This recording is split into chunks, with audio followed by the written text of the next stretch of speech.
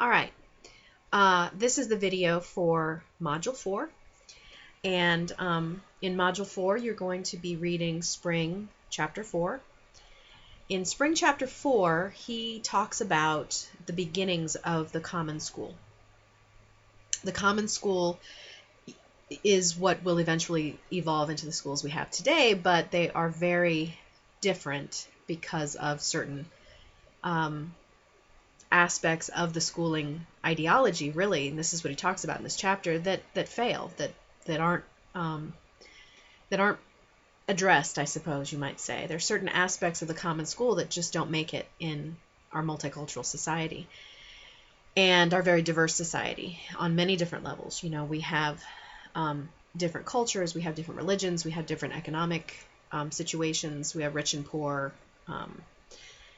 mixed together. And that was one of the initial ideas about the common school, is we will solve, or Horace Mann, one of the originators of the whole idea, he believed that it would solve social class conflict, because you would take the people who would eventually take over the factories of their fathers, that their fathers owned, and who would be management, and they would be going to school with all of the students who would presumably then go to work for that guy once he got older. And so they would have a better understanding of each other because they played together as children and had some of the same, experiences in schools and so forth.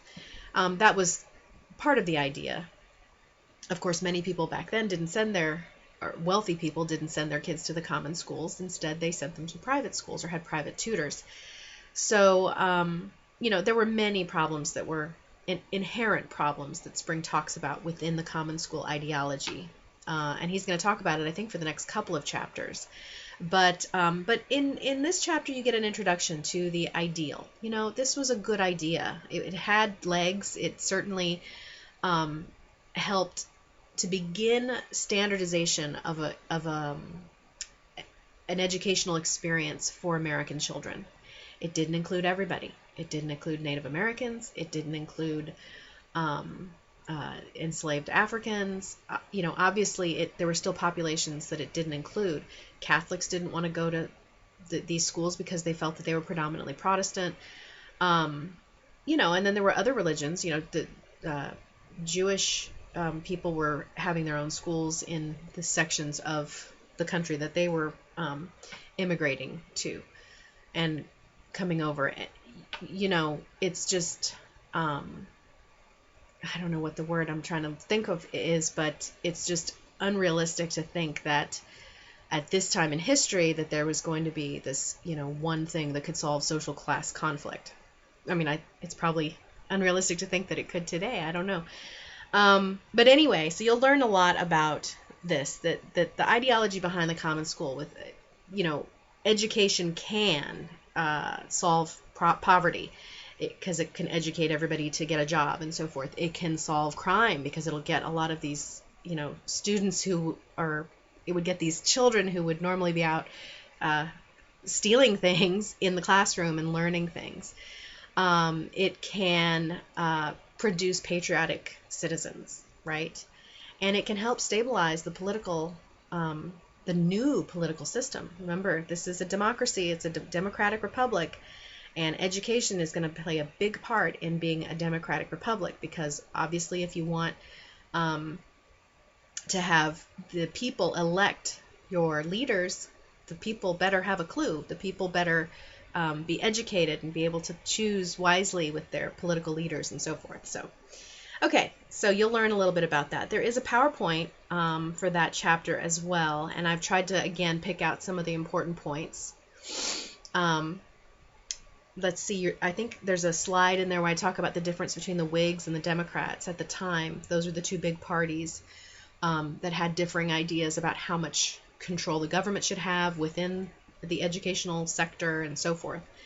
So that's kind of interesting as well. Okay, so moving on to Ravitch, chapters 10, 11, and 12. Chapter 10 is, if I recall, it's about poverty, how poverty affects achievement, and that's a very important chapter. I've worked in urban schools myself, I've worked in high poverty schools, and I don't know how. It's hard for me as a teacher to not be biased about these types of things, because I've seen it firsthand that it's not how smart the kid could be. A lot of the times it's the resources and advantages or disadvantages, depending on the way you look at it, that the kid has that prevent them from succeeding in school. So that chapter is interesting. And then chapter 11 is about teachers and test scores. And then it moves on to sort of extend that conversation in chapter 12 about merit pay, and how merit pay has essentially never worked every time it's ever been tried. It's not a new idea. It's been going on since the early 1910s, 19-teens in there somewhere. They talked about doing it, and over the decades, she basically shows you, and this is why it's good to have an educational historian talking about these things, because she shows you how things have changed, but they haven't. This is an idea that goes way back. Okay. Merit pay. Yeah.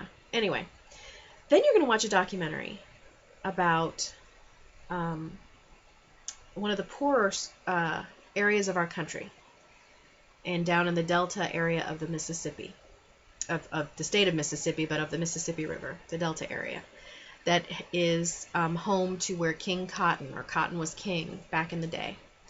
And it's a documentary that HBO put out years ago. I want to say it's about 2001. So it's a little bit dated, but some of the problems are still there. It's the same types of issues. And you will see in this documentary, I think, how poverty truly does affect a child's life. Anyway, I know when I first saw this documentary, I was born and raised in California in the San Francisco Bay Area, and I know that I had some ideas, about poor areas of urban centers and ghettos and so forth, but I don't know, not having been to the South before, I don't think I really understood some of the areas of the country, and up in the Appalachians as well is another area that is just very, very poor. And having grown up in a working class family, and I don't think that I know, me personally, my reaction to this documentary was just like, this is in America, and maybe I'm naive, I don't know, but I don't know how it'll affect you. So if you've seen it before, I don't know that you'll have a different reaction, but watch it and think about some of the issues we've been learning about, with both the articles that we've read and what Ravitch is saying and so forth. And then I think that I have either the journal or the discussion prompt is regarding Lawley's Kin this time around, and some of the issues that you see in it. Okay, so you'll see the link to that in Module 4, in the module itself. Okay, so you're going to respond to the discussion prompt. I want to say that one's about Horace Mann and some of his ideas. And just as a reminder, the group assignment is going to be due in the next module. Not this module, don't panic, but it will be due. So make sure that you're communicating with your group members, and make sure that you're participating and taking care of your responsibilities for your group assignment. Okay? If you have any questions, as usual, please email me. And we're getting to the point where we're going to have to start thinking about a critical education issue that you want to choose, a topic that you'd like to choose for your research paper. So I'll probably talk about that more in Module 5. Okay? I'll see you in Module 5.